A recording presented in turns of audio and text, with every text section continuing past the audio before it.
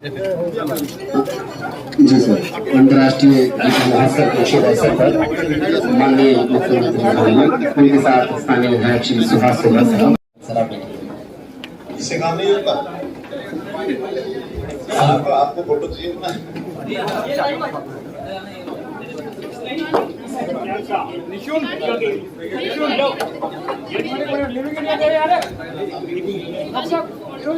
मुख्यमंत्री हरियाणा जी को एक स्मृति चिन्ह देकर सर एक यादगार पल है जो सर हमारे साथ हैं जी।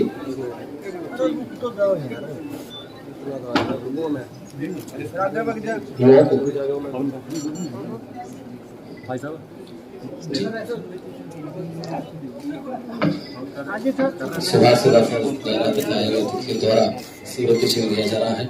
मैपल्स तकनीक के बारे में अविश्वसनीय बात यह है कि अनंत एप्लीकेशन और उपयोग हैं जिन्हें हम इस तरह के मैप पर डिजिटल मैप का प्रयोग करते हैं। भगवान कृष्ण ने अर्जुन को युद्ध के मैदान में और गीता का संदेश, एक जीवन का सार और उस समय संदेश दिया था, बहुत उपयोगी था।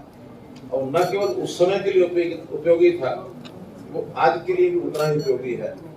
न केवल उस समय जो कुरुक्षेत्र रहा होगा उस समय कुरुक्षेत्र उपयोगी था, वो आज के कुरुक्षेत्र, आज के हरियाणा, आज के अपने देश और आज की दुनिया सबके लिए वो वैसा ही उपयोगी है।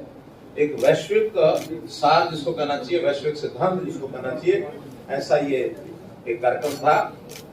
वर्षों तक अपने समाज ने उस विषय को याद रखा है और आगे बढ़ाते रहे हैं।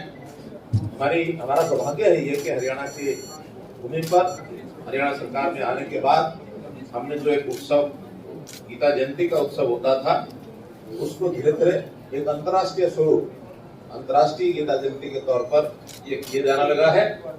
न केवल यह कुरुक्षेत्र में होता बल्कि विदेशों में भी होने लगा है। आगे आगे और इसका विस्तार होगा। आज इस वर्ष का गीता जयंती का जो कार्यक्रम है, विधिवत उसका शुभारंभ हुआ है। ये जो सरस मेला है, इस सरस मेले के उद्घाटन के अवसर पर इस मेले में जो अपने देश के विभिन्न प्रांतों के कलाकार, कारीगर और ऐसे जो अपने सामान को बना करके लाते हैं और लोगों की रुचि के हिसाब से हर वर्ष उसमें जो परिवर्तन करना होता वो भी करते हैं, आज की आवश्यकता के हिसाब से, या अपनी दुकानें लगाते हैं। जो यहाँ आने वाले आगंतुक हैं, लाखों की संख्या में यहाँ आते हैं। मुझे ध्यान है कि एक वर्ष में तो 25 लाख से ऊपर यहाँ का जो नागरिकों का जो फुटफॉल है, इससे ज्यादा हुआ है। अब धीरे धीरे कोविड के बाद फिर से इस कार्यक्रम में रौनक आ रही है।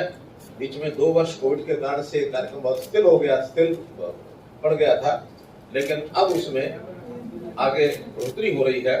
आज का जो ये सरस मेला का कार्यक्रम शुरू हुआ है, मुझे बताया गया कि इसकी शुरुआत इतने सुंदर तरीके से और इतनी बड़ी संख्या में लोगों के साथ जो आज हुई है, ऐसे पहले कभी नहीं हुई।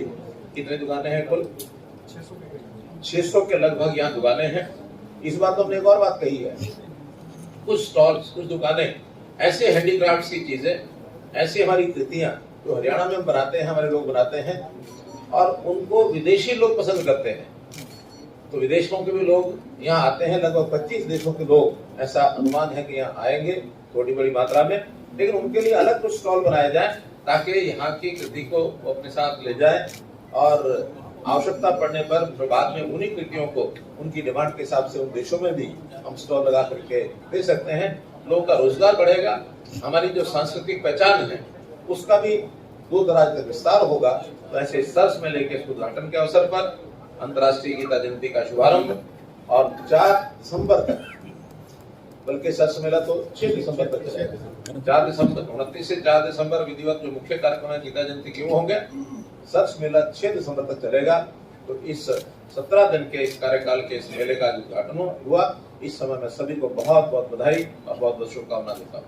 सीएम साहब, आपसे पहले कई सरकारें रही हैं, कभी उन्होंने अंतर्राष्ट्रीय स्तर पर गीता विदेशों में भी गीता महोत्सव रहता है, बहुत सारा नेक्स्ट मार्च में। जब भी जागो तभी सवेरा। हरियाणा रोडवेज भी चलाई गई है 50% किराए में कई जिलों में, क्या कहेंगे? हमने इस बार 10 जिलों में यात्री जो इस मेले में आना चाहते हैं उनके लिए 50% किराए के ऊपर, इससे पहले सिर्फ 5 जिले थे, इस बार 5 जिले और बढ़ाए हैं और जैसे जैसे उधर से उसकी उपयोगिता लगेगी आगे अगले वर्षों में आवश्यकता हुई तो और भी ज्यादा करेंगे। सीएम साहब, इस गीता जयंती के आयोजन को इंटरनेशनल जितने भी एयरपोर्ट्स हैं या जहां से टूरिस्ट आता है इंटरनेशनल, वहां पे डिस्प्ले नहीं किया गया ताकि जो इंटरनेशनल टूरिस्ट को पता चले कि गीता जयंती है, ताकि वो लोग यहाँ पे आ सकें। ऐसा क्यों? देखिए, ऐसा नहीं कि नहीं करते हैं, ध्यान में है। चंडीगढ़ के एयरपोर्ट पर तो मैंने स्वयं बोर्ड देखे हैं, अब दिल्ली के एयरपोर्ट का मुझे ध्यान नहीं है, दिल्ली में किया है। तो इसका मतलब है कि जो लोग आते जाते हैं बार बार वो उसको देखते हैं, कुरुक्षेत्र में जो बैठे रहते हैं उनको पता नहीं लगेगा एयरपोर्ट में क्या है। पहली बार धार्मिक संस्थाओं के साथ बैठक ले रहे हैं, इससे पहले कभी किसी भी मुख्यमंत्री ने सोचा नहीं समझा नहीं कि धार्मिक संस्थाएं को इनका बहुत बड़ा योगदान रहता है अंतर्राष्ट्रीय गीता में। पहली बार आप उनसे मिले। देखिए, हर धार्मिक स्थान पर, मंदिर पर जो ऐसे धर्मशालाएं हैं उनमें गीता जयंती के अवसर पर अपने अपने ढंग से कोई ना कोई रौनक वो करते रहे हैं। इस बार थोड़ा सा उनको बातचीत होने के बाद मेरी एक मीटिंग पहले हो चुकी है, एक मीटिंग फिर 23 तारीख को है और हमने भी उनको कहा, उनकी भी इच्छा है कि एक अच्छा भविष्य स्वरूप यहाँ निकलना चाहिए ताकि जो फुटफॉल यहाँ आता है गीता जयंती के नाम पर, क्योंकि ये काम ओवरनाइट एकदम नहीं होते हैं, धीरे धीरे आगे बढ़ते हैं। अब आगे बढ़ने में ऐसे सब लोगों ने भी अपने अपने यहाँ सजावट करनी है, कोई प्रदर्शनियां लगानी है, कोई प्रवचन करने हैं, कोई कथा करनी है, या अलग अलग दिन पर उन्होंने अपनी आरती का भी दिन अपना तय किया है कि एक दिन कोई एक संस्था अगले दूसरी संस्था से 15 दिन तक अलग अलग संस्थाएं आरती को करवाएंगी। जितना ज्यादा पार्टिसिपेशन होगा संस्थाओं का उतना लोगों को भी आनंद आएगा।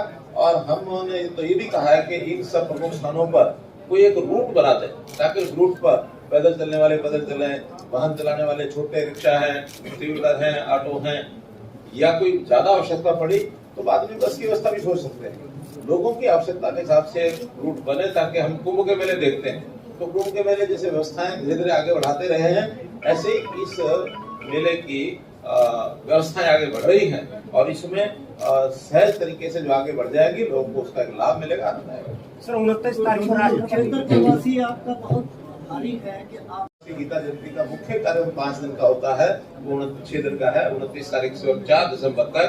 29 को जो पहला कार्यक्रम होगा उस गीता जयंती, अंतर्राष्ट्रीय गीता जयंती का, राष्ट्रपति महोदया 29 तारीख को यहाँ आएंगी।